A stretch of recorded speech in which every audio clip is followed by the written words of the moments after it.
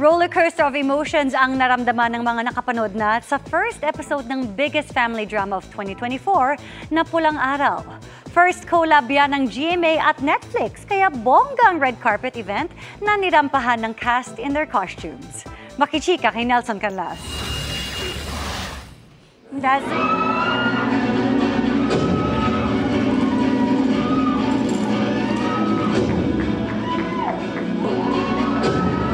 In character at naka-costume na rumampa sa red carpet event ng Netflix Philippines ang lead cast ng biggest family drama of 2024 na Pulang Araw sa pangunguna ni na Barbie Forteza, Sanya Lopez, David Licauco at Alden Richards. Formal na ring ipinakilala ang iba pa nilang makakasama gaya ni na Epi Quizon, Angelo De Leon, Rochelle Pangilinan, Neil Ryan Sese, Mikoy Morales, Ashley Ortega, J.R. Cilia, Aidan Veneracion, Seth Cadayona at marami pang iba.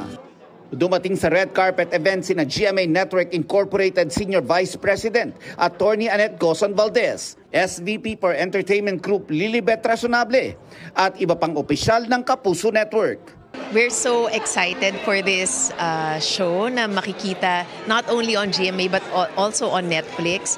It will expand our audience at gustong-gusto natin na mas maraming makakapanood nitong show na to kasi napakaganda talaga and we're really proud of this show.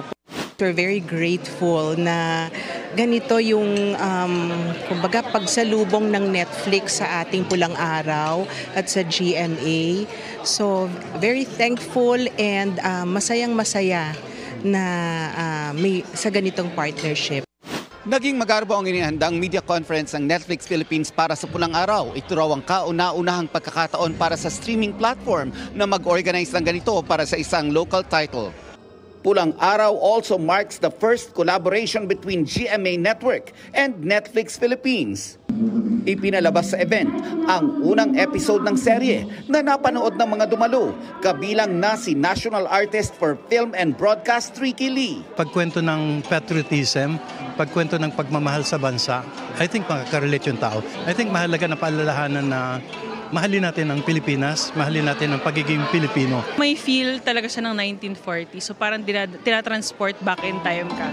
So yun, yung emosyon, grabe. Pati yung pag-arte, yung editing, so nakatulong. Ang daming revelations sa artists nakasali dito. First episode pa lang, binigay na ang lahat. If you were able to go to the set lang every taping, you will realize how passionate everyone is working on set. Kaya ganun yung nagiging resulta. Sa July 26 sa Netflix at sa July 29 naman sa GMA, sabay-sabay nating kilalanin sina Adelina, Teresita, Hiroshi at Edgardo. Nelson Canlas, updated sa Showbiz Happenings.